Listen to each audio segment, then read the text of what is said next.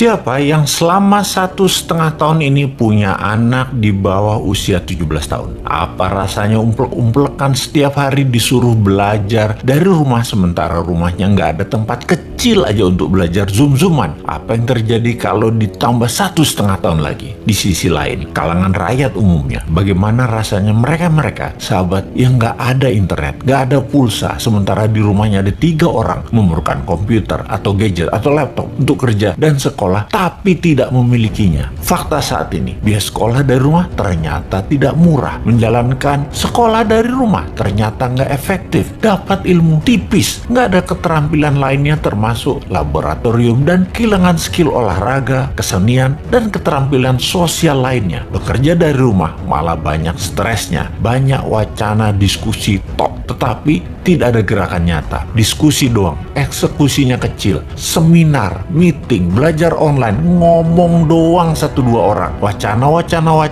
diskusi.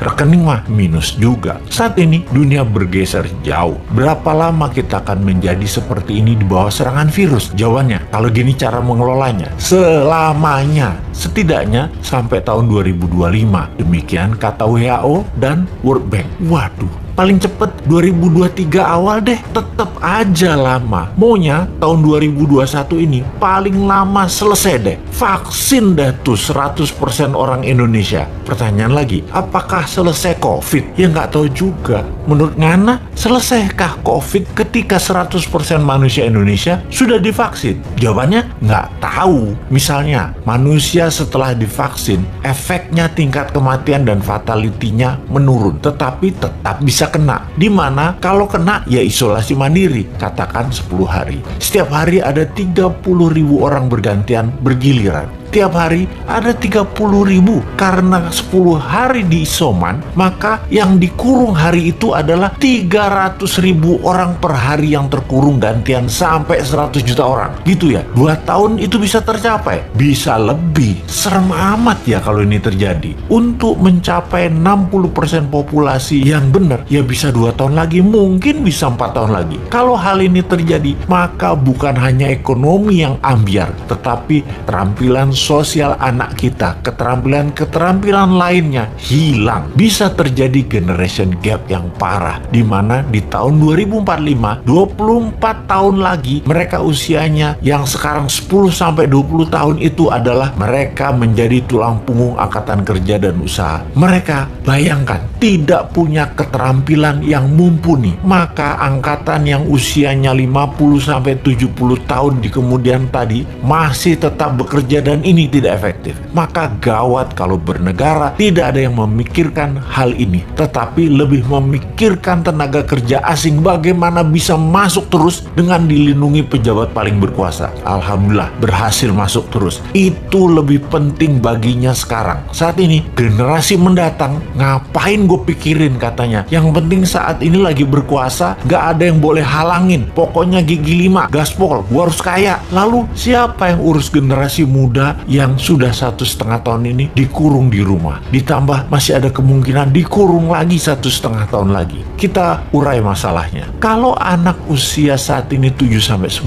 tahun, usia SD, mereka tidak mengerti banyak tentang culture, budaya lokal wisdom. Bayangin, ditambah 1,5 tahun lagi terkurung. Mereka nantinya manusia yang tidak punya budaya. Lalu remaja usia pancaroba, baru akil balik, usia 11-15 tahun. Mereka adalah manusia lagi cari jati diri. Kematangannya berubah. Dirinya not a girl, but not yet a woman, menjadi terhambat. Ditambah 1,5 tahun lagi kejiwaan mereka, maka man atau woman tidak paham, tidak akan matang, sulit menjadikan boy to man. Di usia 16-23 tahun, masa SMA dan kuliah, anak ini adalah masa kreatif dan puncak-puncaknya iseng dan puncak-puncaknya main di usia ini. Kesalahan-kesalahan kecil itu penting untuk modal nanti bersosialisasi di kemudian hari. Tidak banyak mereka bisa lakukan.